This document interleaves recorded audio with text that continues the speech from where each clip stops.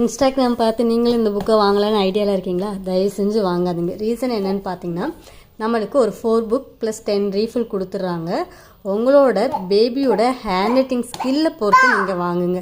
அவங்க மென்ஷன் பண்ணியிருக்கிறது 3+ ஏஜ்னு போட்டிருக்கு. பட் அவங்க ஓரளவுக்கு எழுத தெரியும் அப்படின்னா மட்டும் நீங்கள் இதை வாங்குங்க. இல்லை அப்படின்னா அவங்க எப்போ நல்லா எழுதி பழகுறாங்களோ அதுக்கப்புறம் வாங்கிக்கோங்க. எதனால் அப்படின்னா, இந்த பெண்ணோட மேஜிக் என்ன, டிஸப்பியர் ஆகுறது. இந்த புக்கோட மேஜிக்கே இதுதான். இந்த பெண்ணில் எழுதுனா ஒரு 1 வீக்கில் டிஸப்பியர் ஆகும். இதே இது உங்கள் பேபி ரொம்ப ஸ்லோவாக எழுதுறாங்க அப்படின்னா, அவங்க ஒரு லெட்டரை கம்ப்ளீட் பண்ணுறதுக்கு முன்னாடியே பாதி டிஸப்பியர் ஆகிடும். ஸோ அது அவங்களுக்கு இரிட்டேட்டிங்காக இருக்குது. ஃபுல்லாக கம்ப்ளீட் பண்ணணுன்றதுக்காக இன்னும் நம்ம டார்க்காக எழுதுனா ரொம்ப நேரம் இருக்கும். அந்த மாதிரிலாம் போட்டு அக்ரெசிவாக மாறுற மாதிரி எனக்கு ஃபீல் ஆகுது.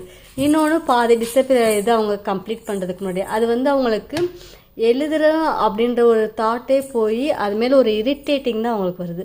ஸோ அதனால் உங்கள் பேபிஸ் நல்லா எழுதுவாங்க, ஓரளவுக்கு அவங்களுக்கு ஸ்பீடு வரும் அப்படின்னா மட்டும் நீங்கள் இந்த புக்கை வாங்க. இப்போ தான் எழுத ஸ்டார்ட் பண்ணியிருக்காங்க அப்படின்னா கொஞ்சம் பொறுமையாக வெயிட் பண்ணிவிட்டு வாங்குங்க.